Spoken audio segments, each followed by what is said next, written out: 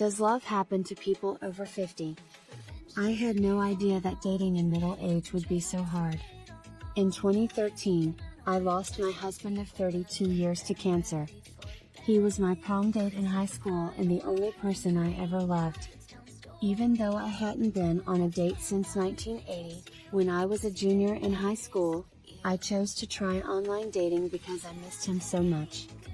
Back then, at least in my small town in Northern California, if a boy wanted to ask you out, he called ahead, suggested an activity he thought you'd both enjoy, and often showed up wearing a sweater his mom had picked out. He made sure you were safe on your way home. When I started dating again at age 50 after losing my husband, I didn't think things would be that different. Even though I had been with my husband for most of my life, I still believed in love, and I thought that most people in their 40s and 50s did as well. When dating turns into a battle of wills. I started on JDate, which calls itself the biggest Jewish dating network, hoping to meet my second bashert. My first dinner date after my husband died was with Mark, who looked like Alec Baldwin and was obsessed with the gym. I have always liked Alec Baldwin. We had a sweet dinner and walked hand in hand through downtown San Francisco. When we got back to my place, we sat by the fire with glasses of red wine. I was excited for our first real kiss.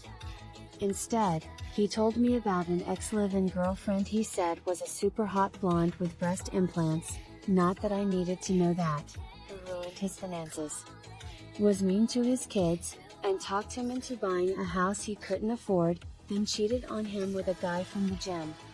After her, I kind of gave up, he said, hours later, before starting a second speech about other women who'd hurt him. As a widow, I know you understand pain, was his last shot. I didn't know that was my most important selling point. I thought Mark was an outlier, a man who was so unhappy that he used his dates as free therapy.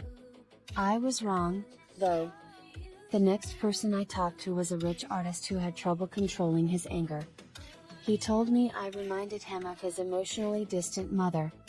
He also said that he had spent years looking for love without success. But he seemed to think I was the personification of his past mistakes, or at least I wanted to hear about them. Worse, he was rude and always complained about big and small things. He also, once again, expected an emotional work machine and a push-up bra.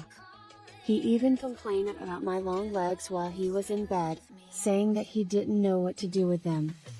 After a few more fails, I stopped using JDate and tried OkCupid, Match.com, Tinder, and Plenty of Fish, which is a swamp. But I didn't meet any better people. Many of these guys were disappointed, and they didn't even try to get together. So, I got last-minute offers to meet at some guy's local drinking hole that night or was asked when I might be going by their way. But not coming to me, or a guy I just met was already feeling around my bikini line. Even though my profile said I was looking for a long-term relationship. After our first date, I was invited to come over and use the hot tub as a second date. No one talked about love, only power. All of it seemed to come down to a power struggle. How much were mature women willing to put up with to have a man around? How little work could a guy in their 40s and 50s get away with and still be sexually active? I was a lonely widow looking for a life partner, but many guys told me that what I was looking for didn't exist anymore. I wanted a relationship that included not only travel, sunsets, and other cliches from dating profiles, but also fixing things around the house, doing the dishes, and being there when things fell apart. To put it simply, I wanted a love that would last. Why it's so hard to date in your 40s and 50s? As a former lawyer who was too good at thinking things through, I came up with several reasons why so many straight middle-aged guys were so unhappy with long-term relationships. First of all, not many people want to date at this point in their lives. So many of us thought that we would spend our later years cuddled up with our previous life partners. My husband had the bad taste to die, but I've met a lot of divorced men who think they did everything right before. like supporting their families financially and putting their wives' needs first, and look how that turned out. So, when they start dating, they are already upset about their past and have given up on love. Also, and this is an oversimplification, I've heard that men tend to take their anger outward, looking for someone to blame, while women tend to take it inward, blaming themselves for their position. So, we ended up with a group of people who never wanted to be there. Add to that the fact that guys of my age were taught to win.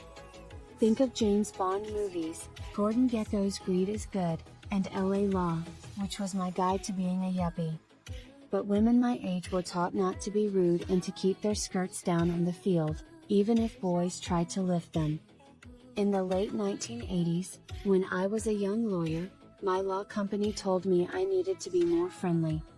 I doubt my male coworkers got the same feedback, and pleasant is not a word used to describe a successful lawyer. Lastly, I think that a lot of guys use the society of hookups as a reason to act badly. But there is a big difference between not being serious and being rude to your date.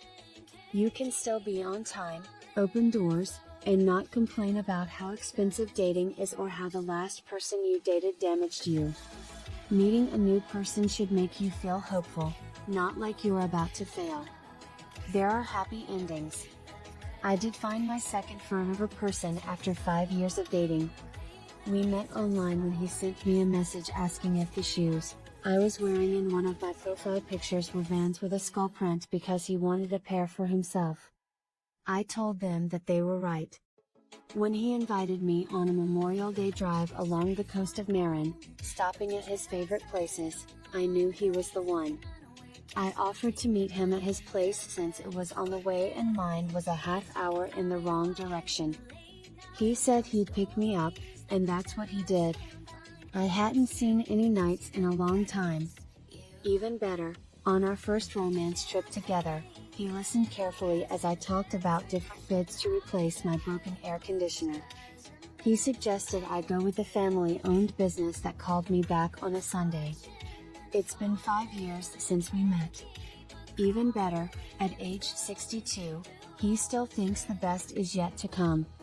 And the belief that we can find happiness at any age is what keeps us going forward.